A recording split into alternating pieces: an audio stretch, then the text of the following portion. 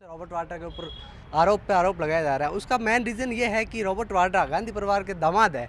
यदि वो गांधी परिवार के दामाद नहीं होते, ना ये इलीगल काम करते, तो मेरे ख्याल से वो गांधी परिवार के दामाद नहीं होते, इतने पॉपुलर नहीं होते, ना ही इतने निशाने पर होते।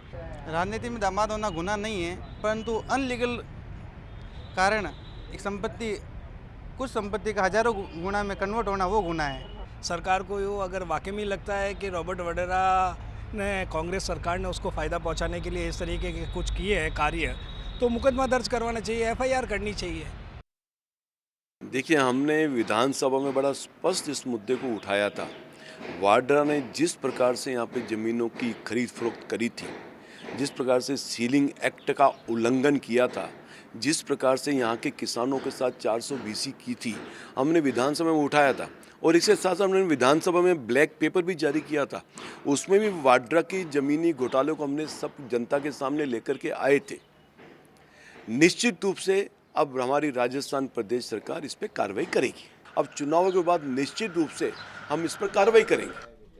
जी, मेरे वरिष्ठ सहयोगी पीयूष शर्मा जो हैं भारतीय जनता पार्टी के प्रदेश अध्यक्ष अशोक परनामी जी से इस पर बात कर रहे थे। कल्ला साहब, अभी हम लोग देख रहे थे बीजेपी ने एक नई फिल्म जारी की है रॉबर्ट वाड्रा के इस पूरे मामले में, और कहा कि 1 लाख रुपए की कंपनी 300 करोड़ की कैसे हो गई, और ज़मीनों के भाव किस तरह से बढ़े जो खरीदी जिस भाव में रॉबर्ट वाड्रा ने, और उसके तुरंत बाद कुछ समय बाद वो कितने बड़े दामों में बनी है, और जो प्रोजेक्ट्स वहाँ पर आने वाले थे उसको लेकर किस तरह से हुआ, और उस समय आपकी सरकार थी, तो कुछ तो गड़बड़ है ना, दाल में काला है। कोई गड़बड़ नहीं हुई है। जैसा मैं शुरू में ही बता चुका हूं कि कंपनियों के ऊपर सीलिंग एक्ट लागू नहीं होता है, नंबर 1। नंबर 2 कि जो जमीनें खरीदी गई अभी तो जैन साहब आपको डिटेल में बता रहे थे, जो जमीनें खरीदी गई है भारतीय जनता पार्टी के नेताओं से खरीदी गई है। इनके कार्रवाई और वो कोई बाद एक लागू नहीं हो रहा, पहले तो हो रहा था। वाड्रा जी की जमीन खरीदने के बाद एक लागू। बीजेपी जो है उनके नेताओं ने जमीनें दी है। कौन से नेता? परनामी जी की बात कर रहे हैं? जी का नाम आया है और गोपाल जी जोशी का नाम आया है और भी कई लोगों के नाम है। उन लोगों ने जो प्रचलित बाजार दर थी उससे कहीं 4-5 गुना कीमतों पे उन कंपनियों को ठगा है। 4-5 गुना कीमतों पे खरीदने वाले वाड्रा जी मिले क्या? आज भी। और वाड्रा जी को कौन ठग सकता है? तो खुद ही ठग गए बड़े। कोई ठग नहीं है, ये तो खुद ही बड़े ठग है। इनको कौन ठग सकता है? ठगों की पार्टी है। कैसे ठगों की पार्टी है? एनडीए गवर्नमेंट के वक्त में बीजेपी गवर्नमेंट बना रही है इस बार। सेक्टर यूनिट ठगों की पार्टी गवर्नमेंट नहीं बनाती। 100 करोड़ रुपए में ठगों की जो पार्टी थी वो बाहर जा रही है, को बेचा, बाहर जा रही है। 3 लाख करोड़ रुपए बाहर जा रही चांदी और है। निकल ठगों की पार्टी कौन है? 16 तारीख को पता चल जाएगा। 16 मई को पता चल जाएगा। 16 तारीख को पता चल जाएगा ठगों की पार्टी कौन है।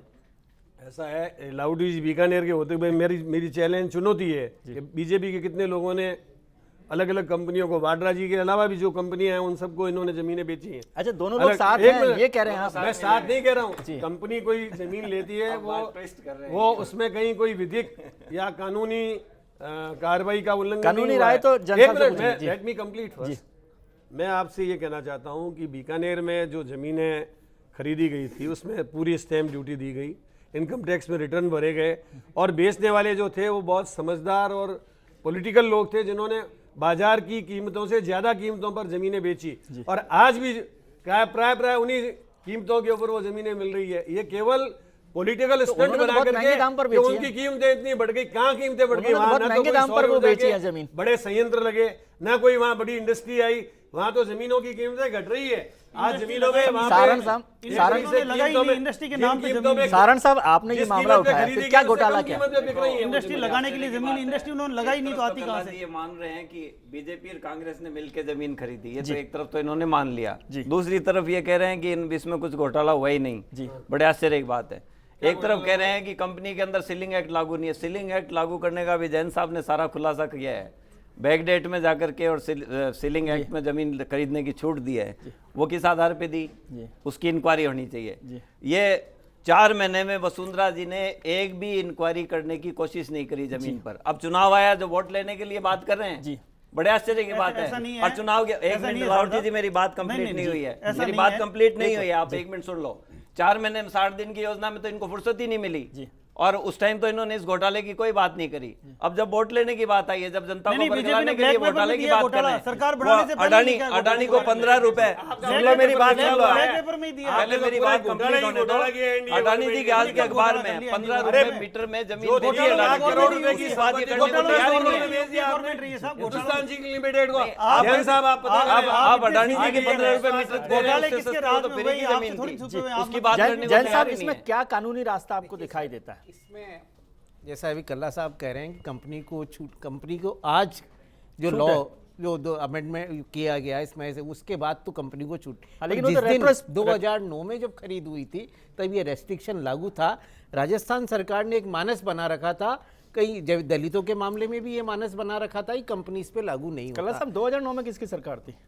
आंजनेय 2009 में कांग्रेस की सरकार। अच्छा, एक सुप्रीम कोर्ट ने Anjaneya versus state of Rajasthan का निर्णय दिया। उसमें ये स्पष्ट किया था कि जो सीलिंग के प्रोविजन है, टेनेंसी एक्ट के प्रोविजन है, जो इंडिविजुअल पे लागू है वो ही कंपनी पर भी लागू है। और उसके बाद संशोधन किया गया। ताज्जुब की बात यह कि जब संशोधन 2010 में आया तब भारतीय जनता पार्टी के किसी विधायक ने कोई आपत्ति विधानसभा के अंदर नहीं की। वो एक अलग बिंदु है, वो एक अलग बिंदु है। पर मैं एक बात बता रहा हूँ कि विधानसभा में उस समय शायद या तो इसकी ग्रेविटी को नहीं समझ पाई या तब तक ये राजनीतिक इशू नहीं था, इसलिए इस बात पर कोई आपत्ति इन्होंने नहीं की। इसके अलावा सबसे बड़ी बात है कि जब एक ही कंपनी, कम से कम स्पेशली वो डिस्ट्रिक्ट जो बॉर्डर के नजदीक है, बॉर्डर खरीदते हैं, तो ये always come under the scrutiny, जैसे बाड़मेर के लैंड्स भी आए। परंतु न तो आईबी ने न तत्कालीन एजेंसी में इन कंपनीज के बारे में कोई जांच नहीं की। दूसरी बात, जब आपने कहा कल्ला साहब ने, मैं आपको फैक्ट बता रहा हूँ, एक जमीन 30,000 रुपए बीघा में खरीदी गई। उसी कंपनी को कुछ महीने बाद सरस सोलर से एक कंपनी है, उसको 3.5 लाख रुपए बीघा में बेचा गया 10 टाइम्स पे, 10 टाइम्स कीमत पे।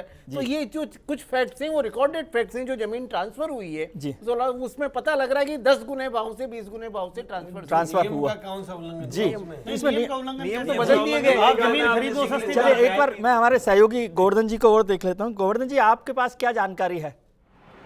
देखिए, जहाँ तक इन ज़मीनों की खरीद फरोख्त की बात है, तो जो कीमतें वहाँ पे डिसाइड की गई थी, वो बीकानेर में हमारी कई जो आम लोगों से वहाँ से भी बात हुई, तहसील में जो लोग थे उनसे भी बात हुई। ज़्यादातर मामलों में कई ऐसे भी मामले आए हैं कि 10-10 हज़ार रुपये पर बीघा में ज़मीन खरीदी गई। और एक जो इनमें जिसने मीडिएटर की भूमिका निभाई थी, उसने इस पूरी ज़मीनों की खरीद फरोख्त का गणित इसका ये कहकर समझाया कि रूमाल के भाव में से भी सस्ती अगर ज़मीन का टुकड़ा मिलता है तो खरीदने में कोई दिक्कत नहीं होनी चाहिए और ये प्रॉफिट का सौदा है। तो पूरे मामले में एक जो कहते हैं व्यापारिक दूरदर्शिता जिसको कही जाए, उसका भी इन कंपनियों ने दिखाई। और इस तरह से जो सस्ते दरों पे ज़मीन खरीद करके बाद में जो ट्रांजैक्शन होता है, इसमें जो सवाल उठाए जा रहे हैं वो ये है कि जिस दर पे ज़मीनें खरीदी गई है और थोड़े ही दिनों बाद में 3 या 4 महीनों बाद में जिस दरों पे बिक्री की गई है, वो बहुत आश्चर्यजनक बढ़ोतरी दिखाती है। इतना मार्केट बढ़ता भी नहीं है। तो सवाल ये भी है कि इतनी आर्टिफिशियल ग्रोथ आ कैसे गई। इसके अलावा जिस तरह से प्रतिस्पर्धात्मक तरीके से इन्होंने जो व्यापारिक महत्व की ज़मीन थी, क्योंकि ये पहले किसी कंपनी को पता कैसे लग सकता है कि सरकार यहाँ पे बड़ा प्रोजेक्ट ला रही है। सबसे मोटा पॉइंट यही है कि उन्हें कैसे आने वाला है वहाँ पर। जी, लगा ही नहीं ना उन्होंने, वो तो जी। चलिए गोवर्धन जी, बहुत बहुत शुक्रिया आपका। बड़े आश्चर्य की बात है जी कि वसुंधरा जी ने जब यहाँ पर पिछली सरकार थी, कल्ला जी बहुत विरोध में बोले उनके, यहाँ पे कई कॉलोनी काटी, जैसे रोहिणी काटी। उस रोहिणी को प्लानिंग होने से पहले आसपास की जमीनें जिन लोगों ने खरीदी उसकी भी जांच होनी चाहिए। उसमें पूरी बीजेपी फंसती है और उन लोगों ने आने पड़ने दामों में, आने पड़ने पावों में वो जमीन लाहौटी जी कह रहे हैं उसमें बीजेपी के साथ, लाहौटी जी कह रहे हैं बीजेपी के साथ कांग्रेस भी फंसी। लाहौटी जी दोनों मिले हुए हैं। तो कल्ला जी ने कह दिया हमारा तो इशू यही है, चोर चोर बेचारे भाई दोनों मिले हुए हैं, हमारा तो इशू यही है। थी कि गवर्नमेंट ने एक कंपनी को लगभग 20 स्क्वायर किलोमीटर जमीन अलॉट की थी और ये कहा था कि इसमें सेज डेवलप करो, और सेज डेवलप यदि 3 साल तक यदि नहीं होगी तो सेज के जगह वो प्लॉट काट के बेच देंगे। ये अपने आप में बहुत बड़ा लाहौटी जी, मैं आपसे एक छोटा लोगों से जमीन नहीं, एक छोटा सा सवाल आपसे जानना चाहता हूं। रात दिन का अंतर है। मान लीजिए बहुत बड़ा घोटाला हो गया है जैसा आप कह रहे हैं, तो आपकी सरकार है, आपको रोक कौन रहा है? देखिए, मैं विजय जी यही मैं कह रहा हूँ, हमारी 4 महीने तो अभी हमारी सरकार को हो गए। अब जब ये बोले सब, तो मैं बीच में नहीं बोला। मैं आपसे अच्छा, एक जानकारी और मैं आपसे, मेरी बात पहले सुन ले। एक जानकारी और क्रॉस चेक करना चाहता हूँ कि ये जब मामला आया था, मैं दिल्ली में था और उस समय ये सारे कागजात भारतीय जनता पार्टी के वरिष्ठ नेताओं, आप चाहेंगे तो मैं उनका नाम भी बता सकता हूं, उनको दिए गए, लेकिन उन्होंने इस मामले को नहीं उठाया और पार्टी में ये राय बनी कि हम व्यक्तिगत संबंधों को लेकर कोई आक्रमण नहीं करेंगे, कोई हमला नहीं करेंगे, खासतौर से मतलब रॉबर्ट वाड्रा को लेकर कि वो सोनिया जी के दामाद हैं। फिर जब आम आदमी पार्टी के जो नेता हैं अरविंद केजरीवाल जी, उन्होंने इस इशू को उठाया पहली बार, मैं बता रहा हूँ वो, और उसमें करीब करीब 1 साल लग गया उस इशू को उठाने में, 1 साल बाद, तब उसके बाद पार्टी ने ये फैसला किया। अब इस पर आप जो कहना चाहते हैं। मैं एक चीज कहूंगा, पहली बार आप एक मिनट सारण साहब, आप जब बोले के खिलाफ, इन बेईमानों के खिलाफ पहली बार कोई बोलने वाले उठाएंगे। देखिए मैं आपको कहूँ, आप केवल राजस्थान की एक जमीन की बात कर रहे हैं जी, मैं आपको कहूंगा कि आप पूरे रॉबर्ट वाड्रा के बारे में बात क्यों नहीं कर रहे जी। रॉबर्ट वाड्रा जी अपने रसूख का इस्तेमाल करके हरियाणा में जमीन खरीदते हैं और इतनी जल्दी उस जमीन को उस पर कॉमर्शियल लाइसेंस दिया जाता है, जितनी जल्दी उसमें कुछ घंटों में, मतलब रॉबर्ट वाड्रा पर तो बात कर लेंगे, मैं रॉबर्ट वाड्रा पर बात नहीं कर रहा, राजस्थान में बात कर रहा हूं, मैं तो लाहौटी जी की सरकार पर नहीं कर रहे, ये तो सही है, हम सहमत हैं। ये सब जो बातें कर रहे हैं इसमें कोई कहते ही नहीं। लाहौटी जी मैं रॉबर्ट वाड्रा पर बात, जो आपने जानकारी दी, मैं रॉबर्ट वाड्रा पर नहीं, रॉबर्ट वाड्रा नहीं, मैं तो बात कर रहा हूँ वसुंधरा सरकार की। नरेंद्र मोदी जी ने अडानी को कितनी जमीन दी और कितने रुपए में दी? उससे यहाँ पहले तो सरकारी जमीन एक इंच जमीन अलॉट नहीं हुई है। केजरीवाल जी का लग रहा है, आम आदमी पार्टी का लग रहा है, नरेंद्र मोदी जी वाला आपने केवल नरेंद्र, कोई नियम का उल्लंघन नहीं होता कल्ला साहब, आपने तो अलॉट कर दी 15 रुपए। जब आप बोल रहे थे तो मैं भी नहीं बोल रहा, मेरी बात भी सुने। जब आपने केवल नरेंद्र मोदी जी वाला, अडानी वाला मुझे पता है, उसको ज्यादा बाद में उससे पहले का 1 रुपए का कॉलम, 2 रुपए का, 15 पैसे वो का, कांग्रेस सरकार ने उसमें कोई उसको आपने पढ़ा नहीं होगा, कांग्रेस सरकार ने वो आपने पढ़ा नहीं होगा। हमने अलॉट नहीं की, आपकी तरह जमीनें लुटाई नहीं है, अलॉट आपकी जमीन थी नहीं। वो चलो एक बात चलिए ना, आम आदमी पार्टी की वजह से नियम का उल्लंघन हुआ ना, 10,000 हुआ। आपको अभी जैन साहब ने बताया विधिक रूप से अच्छा, क्या क्या नियमों का उल्लंघन हुआ। लाहौटी जी आपने जो बात कही, मिनट। वसुंधरा जी की सरकार बने हुए अभी 60 दिन हुए, 60 दिन, अब तो 4 महीने हो गए। चार बीच में आचार संहिता आ गई, आचार संहिता कार्रवाई केजरीवाल जी के लिए तो 49 दिन में सारे काम करो, वसुंधरा जी के दिन तो अभी 60 दिन ही हुए हैं, बड़ी जोरदार बात है। निश्चित रूप से गवर्नमेंट ने हमारे इसके गवर्नमेंट बनने से पहले ब्लैक पेपर में इस इश्यू को लिया है जी, और हमने जो आरोप लगाए हैं और जो विधिक रूप से जैन साहब ने बताया उसकी पूरी, मैं आपको कह सकता हूं कि भारतीय जनता पार्टी इसकी पूरी जांच करेगी और यदि ये इलीगल रजिस्ट्रियां हुई है बिना एफिडेविट की तो निश्चित रूप से रजिस्ट्रियां कैंसिल भी होगी।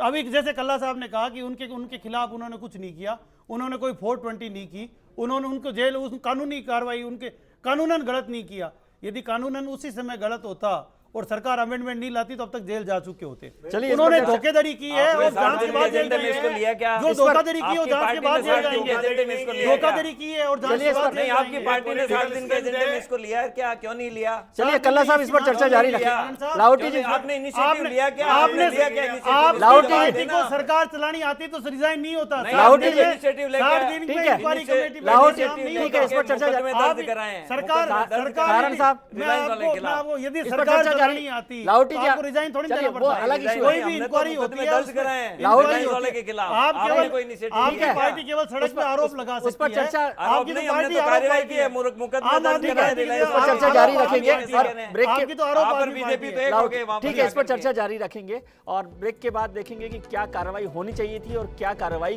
क्यों नहीं हुई। इस पर चर्चा जारी रखेंगे। हमारा खास पैनल हमारे साथ है, लेकिन सुनते हैं जनता की राय, फिर लौटते हैं तुरंत।